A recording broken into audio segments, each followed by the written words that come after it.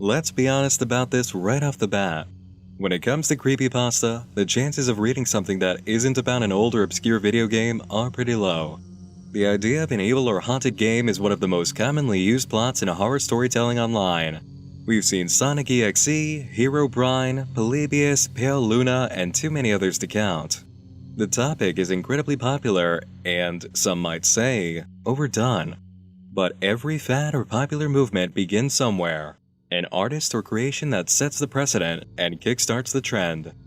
The name of the originator for this kind of trend is one you already know and know very well. You've heard of the Ben Drowned creepypasta. You've seen all the narrators online who have told the story to millions of listeners. You might have watched the videos with their millions of views. You've seen the jokes, and the images, and the references by Let's Players. But unlike so many stories that came in the wake of Ben Drowned, the experience doesn't end when the creepypasta narrator's video track runs out. In the same way a copy of Majora's Mask held a much deeper world of discovery, so does the tale of Ben Drowned. One of the most unique and ambitious online alternate reality games ever attempted hides under the surface of this creepypasta milestone, and just as its creator is getting ready to launch the third and final act of the game, we're embarking on a mission to put all the pieces together. Are you ready to hear the full story of Ben Drowned? Close the door, turn off the lights, make sure your antivirus software is running smoothly, and open your night mind. After many months of viewer demand, it's time to finally tell the story. This is Ben Drowned.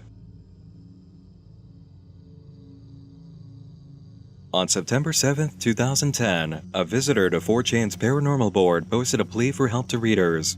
He swore that what he had typed wasn't a copy-pasted joke and needed everyone to listen. He was having trouble with a video game, specifically Majora's Mask.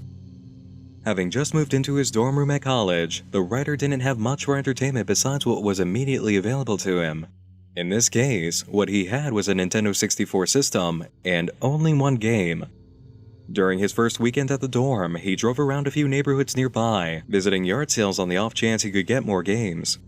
He got lucky once or twice, finding some titles he recognized before noticing one last odd setup outside an otherwise normal home. Only one table had been placed out front with a few odds and ends on it. No one was nearby. Upon approaching the table, the writer was greeted by an old man with a strange, almost off-putting atmosphere about him. The college student asked if he had any old games, explaining he was trying to collect some, and after initially denying that he did, the old man said to wait a moment and walked into his garage. As the man dug through his belongings, the student examined the items on the table. An odd series of paintings that looked quite a lot like ink blot tests, including one resembling a silhouette of Majora's Mask from the Zelda game of the same title.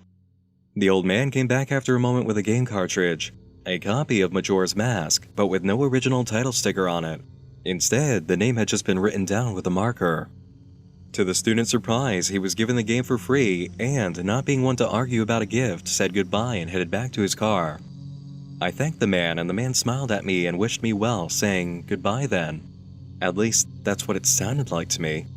During the car ride home, I had a nagging doubt that the man had said something else. My fears were confirmed when I booted up the game and there was one save file named simply Ben. Goodbye, Ben. He was saying goodbye, Ben. I felt bad for the man, obviously a grandparent and obviously going senile, and I, for some reason or another, reminded him of his grandson, Ben. The student went on to play the game on his own save file and performed a type of glitch used for extending time needed to complete the story's mission. It worked, but upon leaving the area, he entered an extremely unexpected location with no characters in sight. From this point, the writer experienced an ongoing series of oddities, with pieces of the game missing, music playing in reverse, and events occurring in spots they were never meant to take place. All the while, an object from the game named the Elegy of Emptiness kept following him around. This was a statue that could be summoned for puzzle-solving efforts and was made to look like an ugly clone of the main character, Link. At several points, the writer attempted to run from the statue, which kept reappearing behind him. While running through the empty town center, the game teleported him to a new location with the game's villain floating in the air. After shooting him a few times, the character lifted Link up and set him on fire as the sound of laughter played. He was reset to the same spot, and after running around a bit more, set on fire again. A third attempt to remove himself from the situation using a magical instrument gave the same result. When the game screen returned after the third death blackout, Link lied motionless on the floor. An ominous message appeared a moment later. You've met with a terrible fate, haven't you? On the loading screen, the writer saw that his game file was no longer there. It had been replaced with one called Your Turn. Opening it up brought him right back to a shot of Link's body. A return to the file screen from there revealed another change. A new file titled Ben. How is it that we have video of this? The writer realized how significant this all was halfway through the oddities taking place and began recording before the statue started chasing him. The video was uploaded to YouTube under his account, titled Jadusable. Jadusable follows up the very next day on 4chan, posting that he had a dream the night before about the Elegy of Emptiness statue following him. Early in the day, he went back to the old man's house where he was given the copy of Majora's Mask. No one was home, but a neighbor was outside mowing his lawn. Jadusable asked him about the old man and was told he was moving. He had no family living with him and no grandchildren the neighbor was aware of. But if that was the case, who was Ben? Jadusable asked. The man's expression turned grim, and I learned that 4 doors down around 8 years ago on April 23rd, there was an accident with a young boy named Ben in the neighborhood. Shortly after, his parents moved, and despite any further attempts to talk to the man to get more information, he wouldn't divulge anything else. Jadusable went back to the dorm room and, despite his fear, turned on the game. The playthrough he recorded featured a very broken model of Link accompanied by very corrupted audio. Eventually, the Elegy of Emptiness appeared over Link's form, and a countdown began before the scene suddenly shifted, returning a cutscene with a mask vendor character. Another shift occurred, placing Jadusable outside with 3 characters, including the statue and vendor. He tried to solve the situation by selecting the magic instrument and playing a spell called the Song of Healing, which only resulted in Link bursting into flames. The scene shifted to a new location, with Link wearing a mask that turned him into a sort of mermaid. His horse was reacting to the ocean with fear, a clear indication that something was out there. Jadusable sent the character underwater, where the Elegy of Emptiness statue sat on the ocean floor. After lights began to flash on the statue, Link began drowning in mermaid form. Upon returning to the file selection screen, a new piece had been added directly under Ben, a game saved under the title, Drowned. The 2 save files told me his fate. As I suspected, Ben was dead. He had drowned. The game obviously isn't through with me. It taunts me with the new save files. It wants me to keep playing. It wants me to go further. 2 days later, Jadusable came back, feeling much worse about the whole situation after following some advice from readers. I've stayed up all night. I can't sleep. I don't care if people see this. That's not the point. I just want the word to get spread so I don't suffer for nothing. I've lost the will to type about this. The less I dwell on this, the better. I think the video just speaks for itself.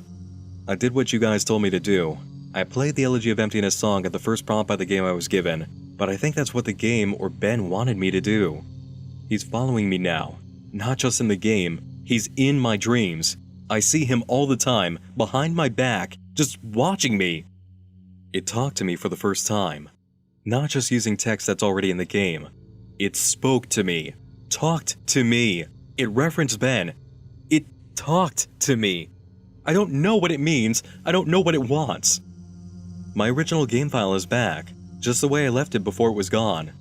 I don't want to play anymore. I feel like something bad will happen if I don't, but that's impossible. It's a video game. Haunted or not, it can't hurt me, right? That's what I keep telling myself, but every time I think about it, I'm not so sure. The accompanying video shows Jadusable playing the Elegy of Emptiness, after which, every encounter that can result in a text prompt says the same thing. You shouldn't have done that. Jadusable tries many different actions, all resulting in the same phrase until the screen goes black and a new message appears. Ben is getting lonely. Link is sent next to an open area with a single tree on a hill. Once at the tree, backwards music begins to play, and the Elegy of Emptiness statue appears, followed by a jump scare screen of the mask vendor looking furious. A new message appears. You will be given one last chance, back to where it all began. Come play with us. The title screen reappears, leading to the save file screen. The original file used by Jadusable, Link, is back in place underneath Ben's. Another 2 days pass by. When communication picks back up, it's not from our narrator, it's from his roommate at college. Or in this case, former roommate. Jadusable had moved out after a very rough start to college life. It had barely begun before he packed up and headed home, and although his roommate didn't quite understand why he was staying in his room all the time, barely eating, and just not talking, he is finally beginning to put things together. I tried talking to him several times, but he would cut me off or keep the conversation brief when I asked him about his strange behavior. It was like he was convinced something was haunting him. Yesterday, I came to grab my philosophy book and he approached me, looking awful, these horrible bags under his eyes. He handed me a flash drive and gave me specific instructions. He told me that he needs me to do one last favor for him. He finally explained to me what has been going on, gave me the info to his YouTube account, and told me that he's getting away from here, that it lured him to play it again instead of trying to change things, that he shouldn't have done that, and to upload the footage and inform people what happened.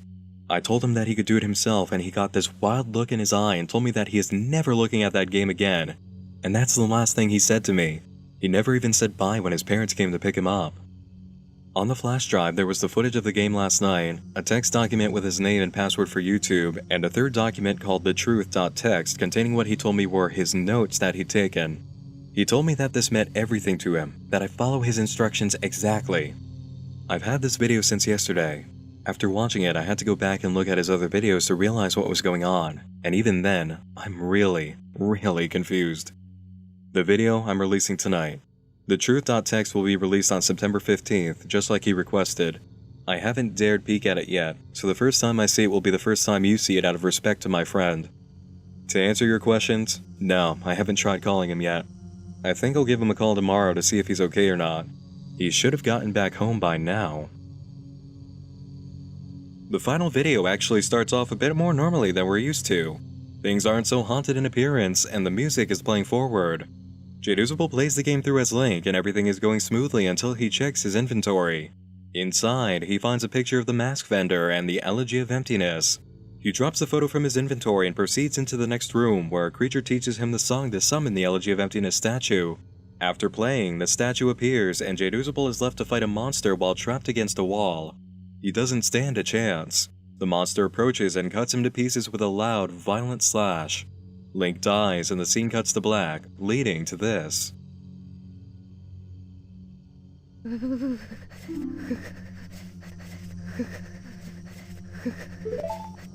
We then open to Link in a graveyard, reading the inscriptions on tombstones.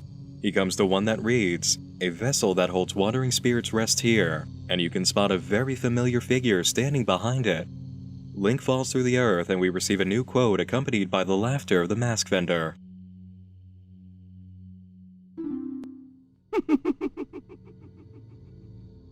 Link then faces a twisting hallway that changes in rotation as he heads forward. In the hallway, he encounters the Elegy of Emptiness, and the game freezes. The title screen loads again, followed by a quick return to the file saving space. The file previously marked Ben has now been named Matt. September 15th couldn't come quickly enough for readers of the story. Jadusable's roommate delivered, releasing the file titled The Truth on the promised date. Revelations spilled forward from the text, the first of which being that we've been played by an unreliable narrator this entire time. While Jadusable was typing his messages and recording gameplay, the spirit in the game, Ben, was guiding our entire perception of the events by manipulating text and video. Jadusable kept research notes that quickly turned into a diary detailing events behind the scenes. Revealing information begins from the first day that the story came online.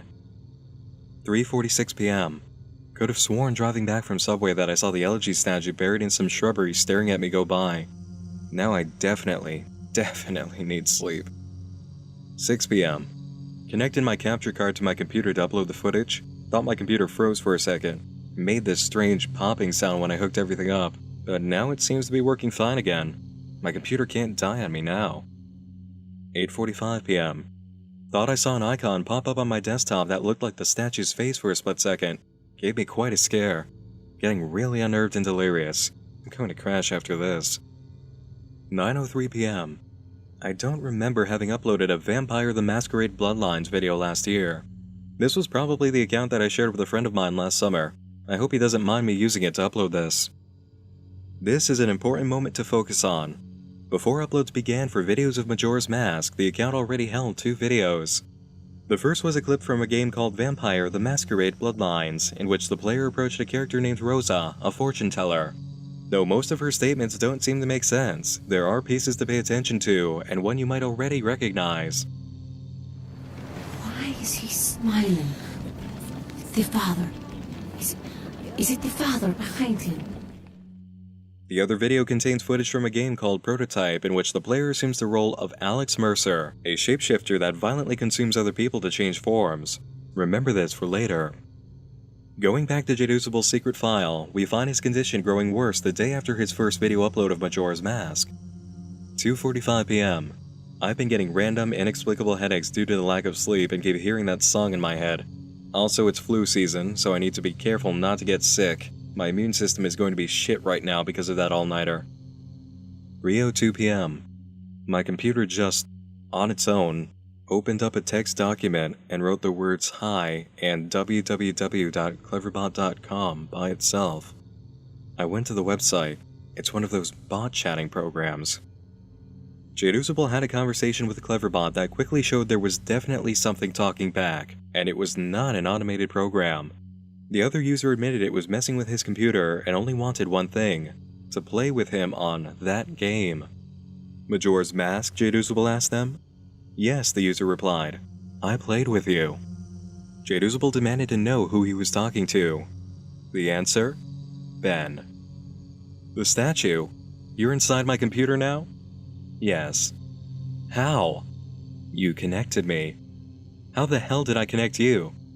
Cables and cords. The rest of the chat reveals that Ben is capable of opening and manipulating files and programs on the computer. He is having fun with Jadusable and will continue to let him write his notes. It's amusing to see what he thinks. 3:50 p.m. What have I done? I've invited it into my computer.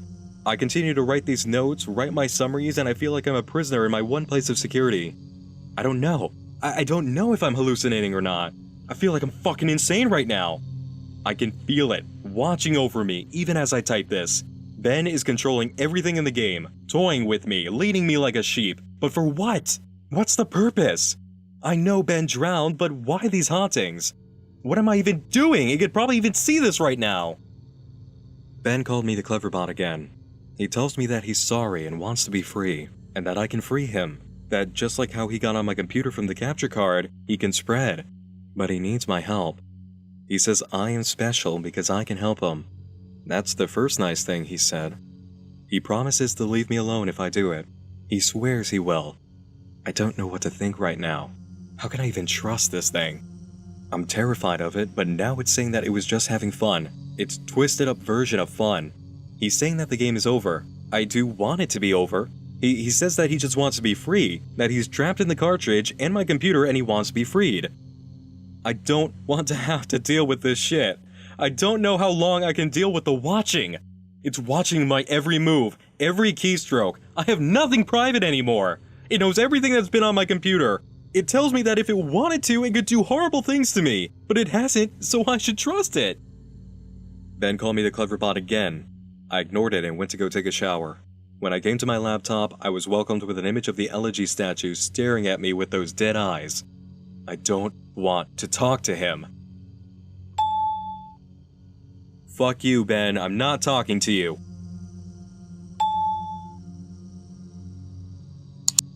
Fuck you, Ben. I'm not talking.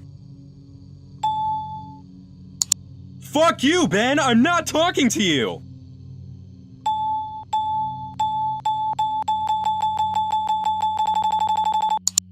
Fuck you, Ben. I'm not talking to you.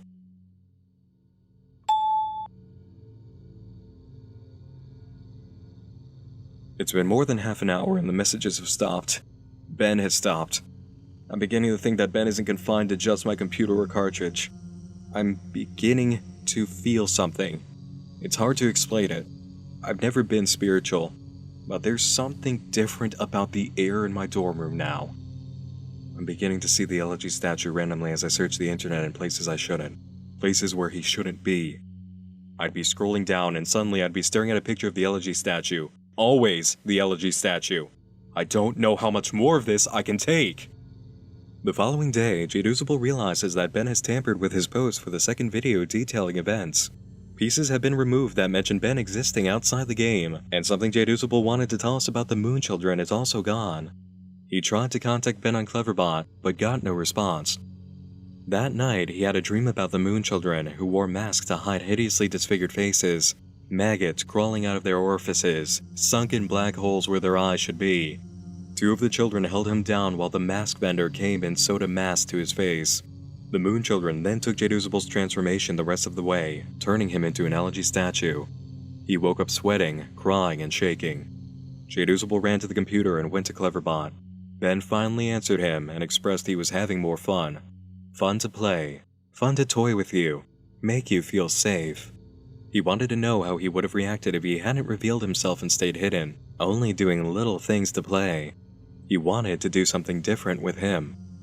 You did this before? Jadusable asked. Yes, and I will do it again. To who, Ben? Did you know Ben? Won't tell that information to you. How did Ben die? You know. No, but how did he drown? Won't tell that to you. Why? It is reserved for another. 12:04 p.m. My room is beginning to feel different again. There's something out there. I feel really threatened, like there's something that is trying to reach out to me and strangle me, but it can't quite get there. I think Ben doesn't want to play with me anymore. I'll play again. I'll play the game again. Ben, can you see this?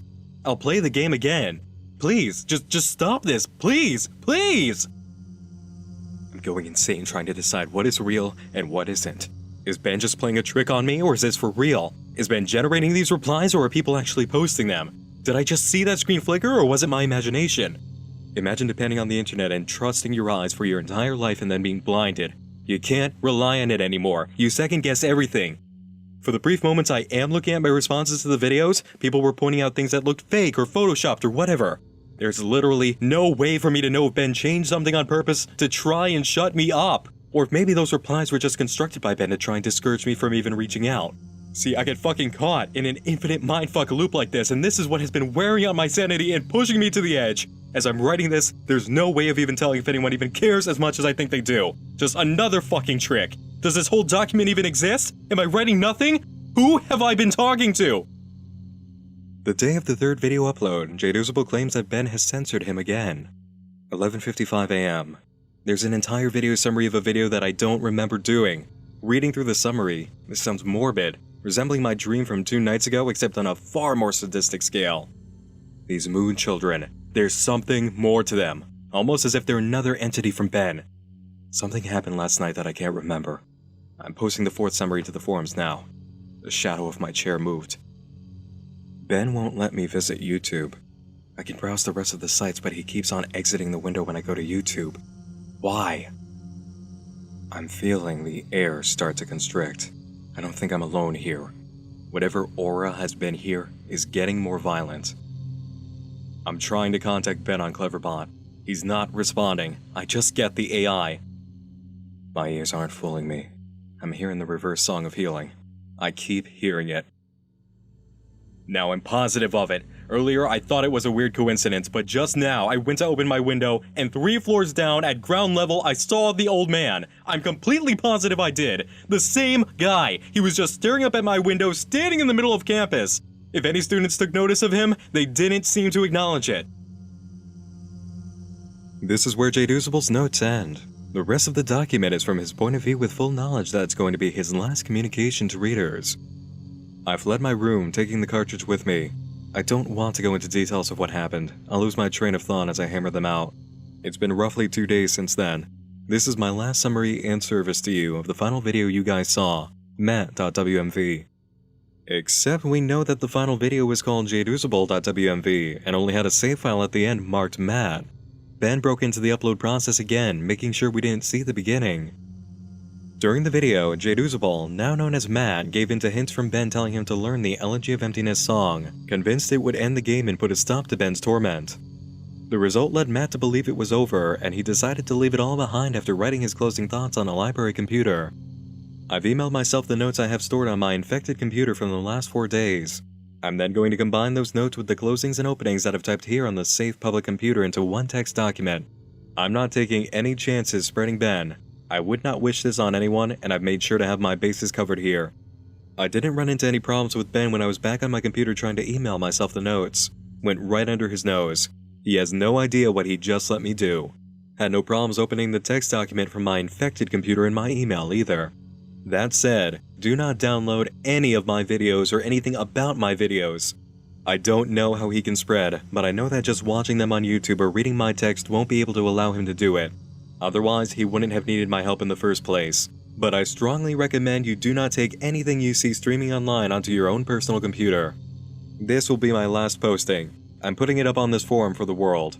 If you see any further posts from me after today's current date, September 12th, and after the current time, 12:08 AM, discredit them.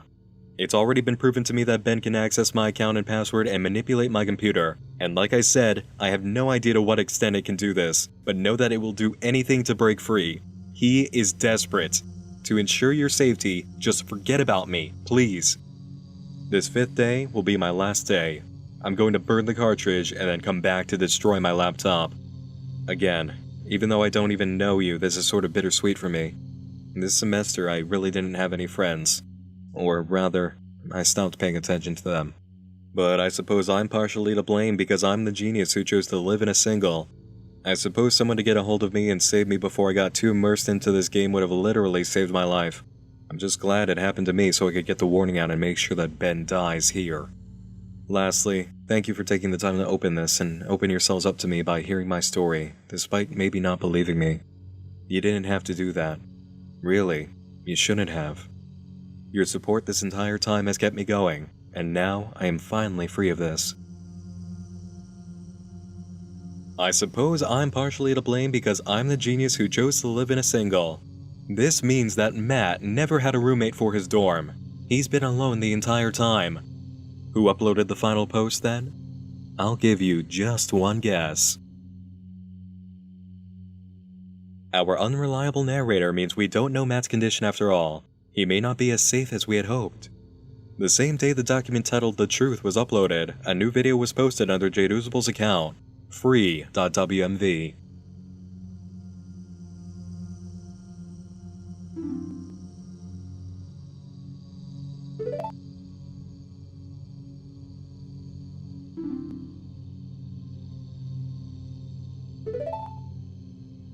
Readers were at a loss for how to proceed from here. Ben was free, and all along he had more power than anyone realized. Thankfully, activity opened up on September 17th, beginning with coded messages on Jadusable's YouTube activity log. Deciphering the codes led readers to a website, youshouldn'thavedonethat.net. Through initial investigation by readers, it was discovered that the website belonged to a cult named the Moon Children, worshippers of the goddess Luna. This was an operations and communications base for members of the cult, and though information has been lost after the site went down, early investigators did manage to save a good amount of material. Do bear in mind as we explore that the website was a piece of the game. No matter what it contained at the time, it's just an addition to the story. According to the homepage, the Moon Children consider themselves Luna's chosen, who will be the sole survivors of the coming apocalypse, and they possess extraordinary powers of spiritual energy. Immediately below the welcome text, we can spot posts from moderators that let us know the site is brand new. 3 of these mods have pictures wearing masks, and the Moon Children say they've been active for a while but have started a new site and may have some impending traffic they're aware of. The mods mention an ascension date, which has been assigned to the second poster, Neko, known by the real name of Chris. He posted on September 15th saying his ascension date would be tomorrow. It's all I can really think about now. My family can't understand why I'm so excited. The other mod, Duskworld, mentions another interesting bit of information. Please guys, don't make Mr. D upset. This may be related to another moderator who posted next named Drowned and wrote, "You shouldn't be reading this." Hovering over his avatar changed it to a picture of the Elegy of Emptiness. Neko posts the next day, thanking everyone for being like a family to him. He is excited to be ascending at last, and writes, "I still feel like I'm gonna pinch myself and wake up at any moment. I already have everything I need to go there. It's like all my life I've been waiting for this moment when I can finally achieve what I was meant to do. Keep this site running strong for me while I'm gone. I'll be back to come get you guys soon." 2 hours later, a post from Duskworld comes through claiming that Chris had a successful ascension with no complications. It really warmed my heart when I heard the news, and I'm sure it will for you guys too. Actually, I don't exactly have our logs out here in front of me, but I think Chris was the youngest person we've ever had to a successful ascension, which makes sense. Chris was always mature for his age. We're all really happy for you, Chris, and hopefully we'll be seeing you soon. Now if only he would start talking to me. The guest book from the site contained more casual conversation between members of the Moon Children, and if they didn't come across as troubled individuals already, a few of the posts confirmed the depth of their issues. A Moonchild writes about losing their mask, saying, "I was freaking out. Seriously, sometimes I just get so used to it on my face that I forget to pick it up if I put it down."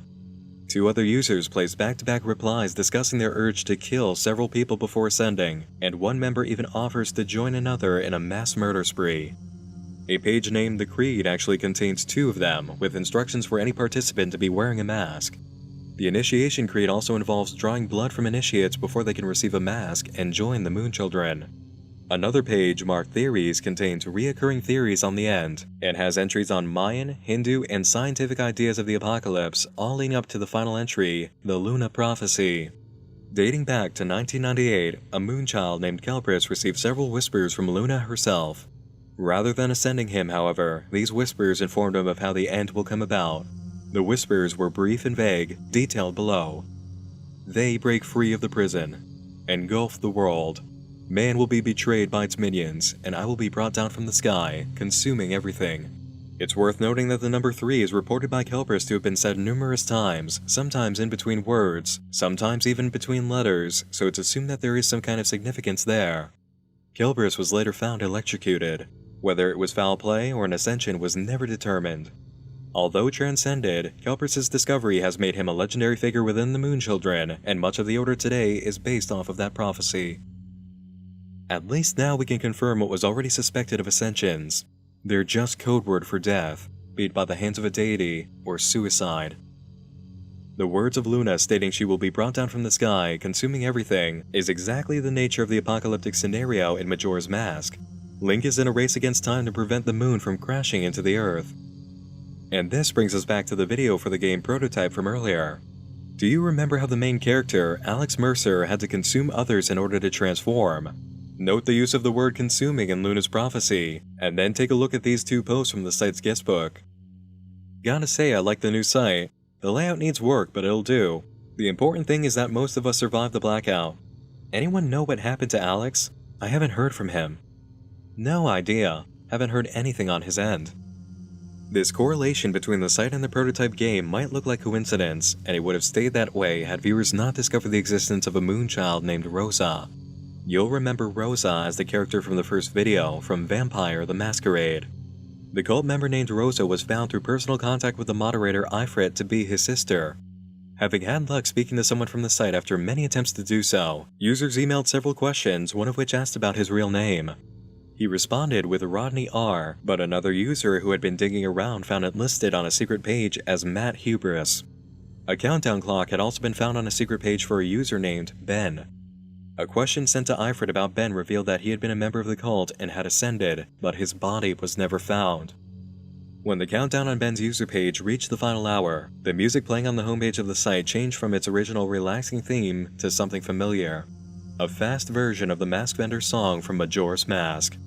Players of the game who investigated the source code for the page saw that the song was called Matt's Final Hour. Just as the countdown hit its end, anyone who emailed Ifrit received a reply reading, "Hang on, someone keeps knocking at my door." It was the last message he ever sent.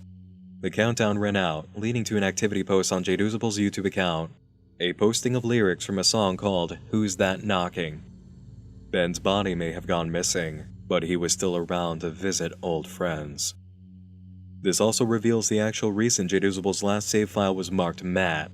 It wasn't his real name. It was Ben writing down the name of his next victim. A video response was made replying to the latest video, Free, with a title made of the last few letters from Ifrit's contact page. Exploring the YouTube account that posted the reply, the link missing revealed the name of the uploader to be Alex, the missing Moonchild. The video was a recording of Link playing the Song of Time in front of the moon from the previous game in the franchise. The Song of Time has the ability to reverse time, slow it down, and speed it up. The end result of this action was a full reset of the Moon Children website, but when visitors took a look at Ifrit's page, all they found was a display of 3 elegies of emptiness and a question.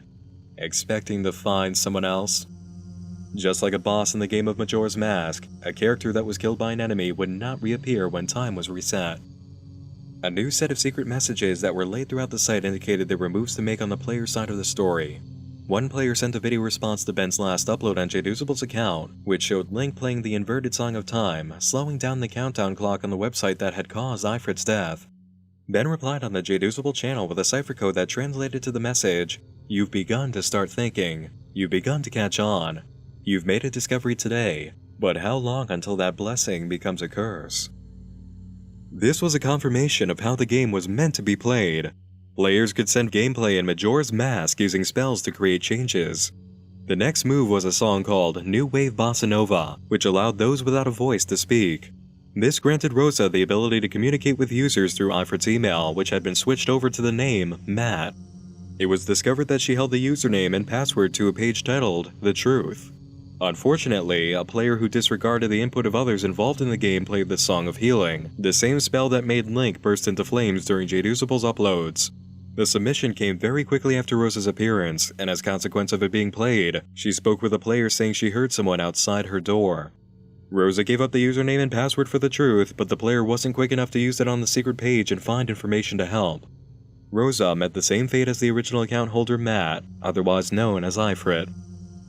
The community agreed to play the Song of Time after debating amongst each other to save Rosa, but they failed. New video tags appeared on the video for Vampire the Masquerade stating, "You didn't save her."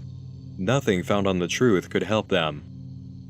Another user played a song that required special conditions in the game to be met in order to have any effect. As a consequence, Alex's YouTube account uploaded a video of Link being killed by his dark doppelganger, a message from Ben that he had been sacrificed by the player's wrongful use of the song. Other players submitted videos that successfully revived his character, and then sent him away again by using yet another wrong choice of spell.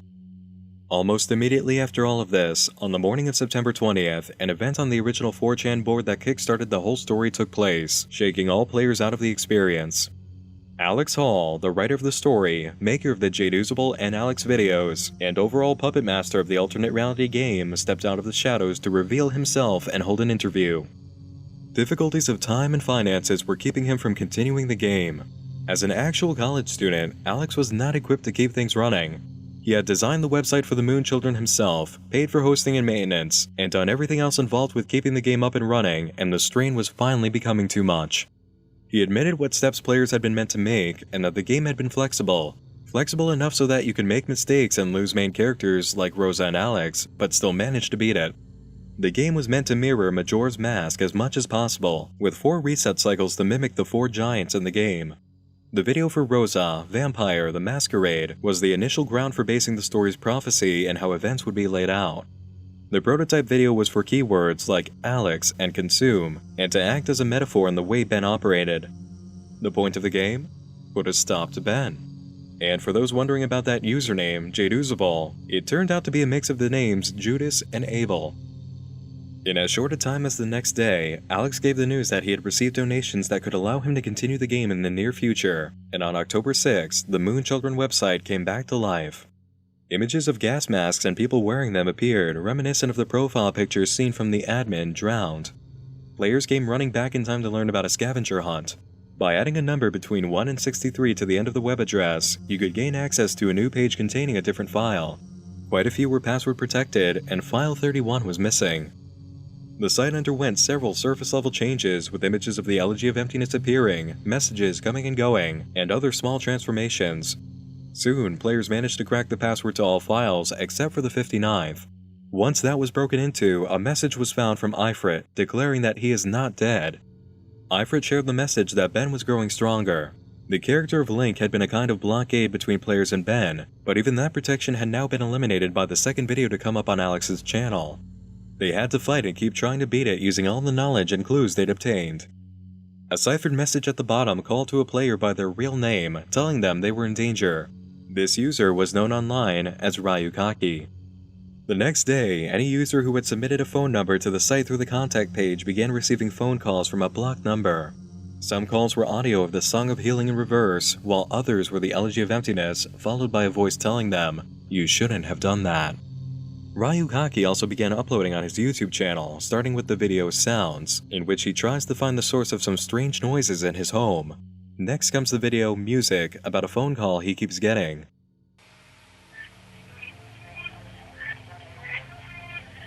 No image. It's the same damn song and I want it to stop. The two videos after this have Ryukaki explaining that he's being followed by something, and that his phone has been stolen. His story ultimately ends in tragedy with the release of a final video, Last Words, and a secret message to go along with it shared through Mediafire, the content of which essentially boiled down to the same thing Ifrit said. Don't give up. Keep looking. There are clues you need to find. This is the point of the story in which the game began to break down. Updates for the next phase were delayed, with Alex informing players in November of 2010 that the final stage involved an actual game in development using Unity 3D. Delays were major enough that a public Q&A session was posted right on the Moonchildren website, officially turning it into an out-of-game resource for the first time. Alex had hired a small staff to help him create it, and it was taking a little while to put the game together. He was also paying them for assisting out of his own pocket. In January of 2011, the website became very largely password protected. Alex gave an update saying that the holiday release date he'd been planning for was unrealistic, and new ideas meant there would be a build-up prior to release of the game, but that required more time. In February, the website began to crash as hosting issues came into play. The Jadusable channel was updated with a coded message to send players to a forum called Within Hubris, seeing that the old website was no longer stable for the game. Some of the users who moved over to the new forum received newspaper clippings and letters. The article hinted at Moonchildren misbehaving offline, and the message from Ben was just more intimidation and threats. Things began to slow to a crawl from here, with minor updates on the Jadusable account and the Within Hubris forum. In July of that year, Alex officially announced that the project was off until further notice. The game for the third act wasn't finished, Alex had no more money to put into it, and many other factors were pulling him in several directions. The stress of it all and the complications were too much. Until it was ready to come back at full strength, the entire Ben Drowned project had to stop. Let it never be said, however, that Alex Hall is a quitter. To this day, work on the final act and the game for the Jadusable ARG and Ben Drowned experience continues. It's been confirmed that the final act will be complete and released by the end of this year on his official Twitter multiple times. 6 years in the making, and Alex didn't give up despite the struggles he faced. Not only have you just learned about the original Ben Drowned experience, you get to be a part of the finale as it takes place. In 2014, Warner Bros. Announced they were teaming up with director Clive Barker to adapt Ben Drowned as part of a live-action series based on creepypasta, a landmark of success with the project that stands alongside the many millions of views on the original Jadusable videos. Ben Drowned can be considered an alternate reality game that really is about games. It comes from the story of a haunted game, it's meant to be played like one, and to make progress in the story, players had to incorporate footage from a game. As previously stated, creepypasta regarding video games is nothing new, but the direction taken by Alex Hall and his dedication to staging the entire project goes above and beyond any haunted video game story to date. A full website, hidden files, coded messages, character interaction with players, and an actual game in development for the final act on top of videos? This is what passion and dedication looks like. As for the final mystery of how the gameplay videos were made, we have an answer to that. Alex used a program called Project 64, a desktop Nintendo 64 emulator that provided access to animations, textures, and script functions. Given the actual codes for actions in the game, he could script his own events and activate animations on the fly while recording. No evil video game cartridge involved, just a very creative and intelligent use of software. And that is the tale of Ben Drowned. Much deeper in its story than most people realize, and not quite over yet. I'll put the link to Alex Hall's YouTube channel in the video description where you can watch the original videos uploaded for the story. Just make sure you ignore the latest video, King Kong. That was an April Fool's prank that's still hanging around for some reason. It's not quite known exactly when the game is going to return, but I'll be on the lookout for updates. Follow me on Twitter, Tumblr, Facebook, or Horror Amino, and I'll let you know as soon as I catch word that the game is back on. That's all for now. Thanks again for joining me in the dark this evening. Once more, I'm Nick Nocturne, and just like that statue with the eerie smile, I'll be seeing you again real soon. Sleep tight.